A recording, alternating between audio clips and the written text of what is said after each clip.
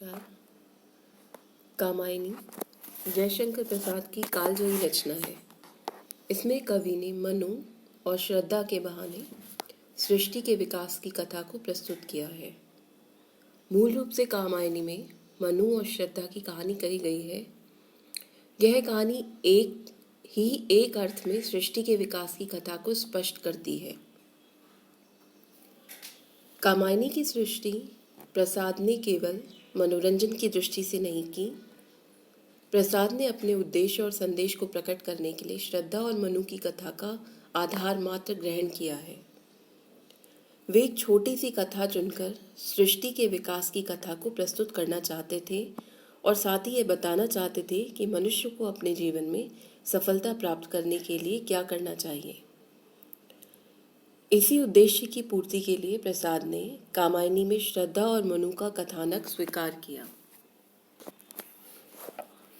जल प्रलय के बाद मनु देव जाति के ध्वंसाशेष के रूप में रह जाते हैं। देव जाति के विनाश से मनु न केवल दुखी है अपितु अकेलेपन के बोध के कारण संतप्त भी। उनकी इसी अवस्था अथवा स्थिति में श्रद्धा उनके पास आती है। श्रद्धा निराश मनु को प्रवृत्ति मार्ग का संदेश देती है और अंततः श्रद्धा और मनु एक दूसरे को समर्पित होकर जीवन यापन करने लगते हैं। श्रद्धा मनु को समर्पित होती है और मनु श्रद्धा को। परिणाम स्वरूप श्रद्धा गर्भवती होती है। इसी बिंदु पर मनु के मानस में श्रद्धा के गर्भस्थ शिशु के प्रति ईर्ष्या उत्पन्न होती है और मनु श्रद्धा को छोड़कर चले जाते हैं। सारस्वत प्रदेश के खंडरों में भटकते हुए दुख और पश्चाताप की आग में जलते हैं। उन्हें अकेलापन महसूस होता है। तभी अचानक आकाश में कामदेव की शाप ध्वनि सुनाई देती है। काम मनु को और उनके द्वारा विकसित सृष्टि को यह शाप देता है कि तुमने श्रद्धा को छोड़कर अन्याय किया है। श्रद्धा जैसी विश्वास और प्रेम की प्रतिमा को छोड़कर तुमने जो पाप का मार्ग अपनाया है उसका प्रभाव तुम्हारी सृष्टि पर भी पड़ेगा। तुम्हारी इसी भावना के कारण तुम और तुम्हारी सृष्टि दोनों ही विनाश के गर्त में चले जाएंगे। काम ने मनु की स्वार्थी वृत्तियों और संकुचित भावनाओं का उल्लेख भी अपनी शापमयी वाणी में व्यक्त किया है। कामदेव का शाप समाप्त हो जाता है किंतु मनु सारस्वत प्रदेश की रानी इड़ा के संपर्क में आते हैं। इड़ा उन्हें भौतिक सुख सुविधाओं की ओर ले जाना चाहती है और वे चले भी जाते हैं। एक दिन मनु इड़ा के साथ बलात्कार करने का प्रयास करते हैं किंतु तभी सारस्वत प्रदेश की प्रजा मनु के विरुद्ध विद्रोह कर देती है। परिणाम स्वरूप मनु घायल हो जाते हैं। मनु घायल पड़े होते हैं। उधर श्रद्धा जो एक बच्चे की माँ बन चुकी है स्वप्न देखती है और स्वप्न में मनु को बेहोश और घायल देखती है। वह चिंतित और दुखी होती है तथा उन्हें ढूंढती हुई उसी स्थान पर पहुंचती है जहाँ मनु घायल पड़े हैं। यह कामायनी का वह बिंदु है जहाँ श्रद्धा, मनु, इड़ा और मनु का पुत्र मानव सभी एक स्थान पर मिलते हैं। श्रद्धा के प्रयत्नों से इड़ा द्वारा दी गई सुविधाओं से मनु स्वास्थ्य लाभ प्राप्त करते हैं। अंत में श्रद्धा जो एक शक्ति का स्वरूप थी वह मनु की इड़ा और मानव के साथ कैलाश पर्वत पर ले जाती है। वहाँ जाकर वह अपने ज्ञान से, अपनी मानवतावादी दृष्टि से मनु को इस विषमता भरे संसार का रहस्य समझाती है। मनु को ज्ञान प्राप्त होता है, आनंद की अनुभूति प्राप्त होती है और अपने पराये का भाव मिटाकर वे संपूर्ण पृथ्वी को अपना परिवार मानते हुए श्रद्धा के साथ जीवन यापन करते हैं। इतनी सी कथा कामायनी की है। यद्यपि कामायनी में एक कथा आई है तो भी कामायनीकार यह कथा सुनाना नहीं चाहता।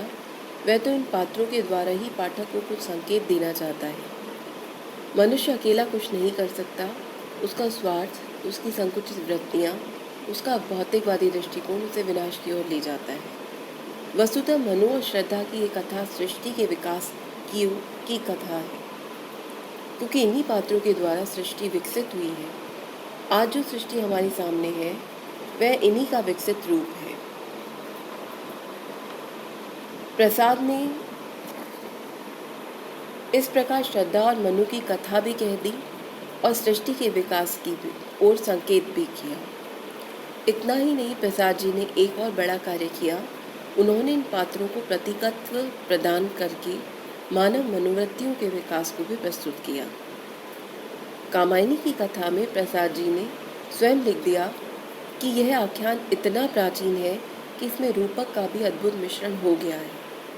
इसने मनु, श्रद्धा और इड़ा इत्यादि अपना ऐतिहासिक महत्व रखते हुए भी किसी सांकेतिक अर्थ को अभिव्यक्त करें तो मुझे कोई आपत्ति नहीं।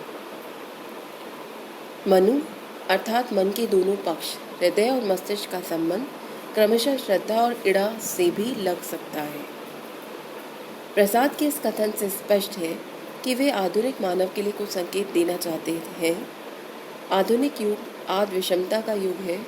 इस युग में भौतिक शक्तियाँ अधिक क्रियाशील हैं और मनुष्य उन्हीं को सर्वस्व समझता हुआ अपने वास्तविक लक्ष्य को छोड़ बैठा है।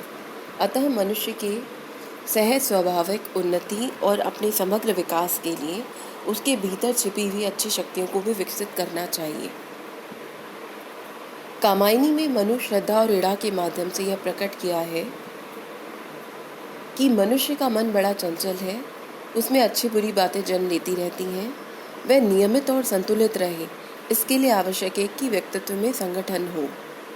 यह संगठन मन में तभी हो सकता है जबकि हृदय और बुद्धि में सामंजस्य हो, सुख और दुख में संबंध हो, कर्म और भाग्य का समन्वय हो, शासक और शासक के बीच की खाई समाप्त हो।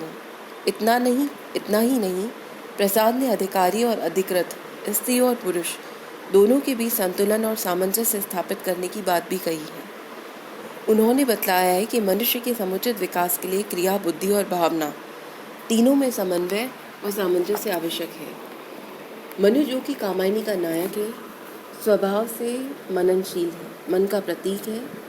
मन की क्रियाएं मनु के माध्यम से स्पष्ट की गई हैं, अतः वह मनुष्य का क्रियात्मक रूप है। इड़ा बुद्धि का प्रतीक है, जिसके द्वारा प्रसाद जी ने बताया है कि मानव व्यक्तित्व के विकास के लिए बुद्धि की भी आवश्यकता है। बुद्धि की आवश्यकता पर बल देते हुए प्रसाद जी ने इस बात से सचेष्ट किया है कि अकेली बुद्धि काफ़ी नहीं है। यदि मनुष्य केवल बुद्धि की बात मानता रहा तो भी उसके बतलाए हुए मार्ग पर ही चलता रहे तो वह विनाश की ओर जा सकता है। संभवतः इसी कारण उन्होंने श्रद्धा अर्थात भावना के ग्रहण पर जोर दिया। कुल मिलाकर प्रसाद ने यह बताने की कोशिश की है कि हृदय और बुद्धि को यदि मस्तिष्क के साथ मिलाया जाए या मनुष्य के व्यक्तित्व से जोड़ दिया जाए तभी उसका सही विकास हो सकता है। कामायनी में इसका उदाहरण मौजूद है। मनु जब तक श्रद्धा के पास नहीं है तब तक अधूरा है। जब श्रद्धा को छोड़कर इड़ा के पास जाता है तो भी अधूरा है।